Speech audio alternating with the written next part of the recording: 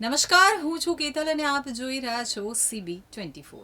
Surat international airport ઉપરથી ફરી એકવાર 1 કરોડ કરતાં વધુની કિંમતનો ગાંજાનો જથ્થો ઝડપાયો છે. સુરત ઇન્ટરનેશનલ એરપોર્ટ ધીરે ધીરે ડ્રગ્સ માફિયાઓ માટે નવો કોરિડોર બની રહ્યું હોય તેવું ચિત્ર ઉપસી આવ્યું છે. હજુ 2 દિવસ પહેલા જ મોટી માત્રામાં હાઇબ્રિડ ગાંજો પકડાયા બાદ ફરી એકવાર કસ્ટમ વિભાગે બેંકોકથી આવેલી એક મહિલા પાસેથી કરોડોની કિંમતનો હાઇડ્રોપોનિક ગાંજો ઝડપી પાડ્યો છે. મુસાફરોની હિલચાલ અને પ્રોફાઇલના આધારે સુરત કસ્ટમ વિભાગ અને AIUના અધિકારીઓ એલર્ટ પર હતા.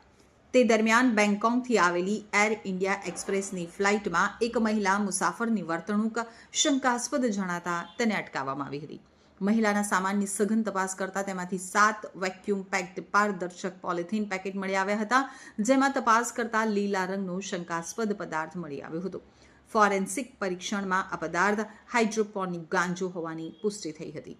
તો અધિકારીઓએ કુલ 3114.15 ગ્રામ ગાંજો કબજે કર્યો છે. આંતરરાષ્ટ્રીય બજારમાં આ હાઇડ્રોપોનિક ગાંજાની કિંમત 1 કરોડથી વધુ આંકવામાં આવી રહી છે. કસ્ટમ વિભાગે NDPS એક્ટ 1985ની વિવિધ જોગવાઈઓ હેઠળ ગુનો નોંધી અને મહિલા મુસાફરની ધરપકડ કરી છે અને આ ડ્રગ્સ કોના માટે લાવવામાં આવ્યું તે દિશામાં તપાસ હાથ ધરવામાં આવી છે.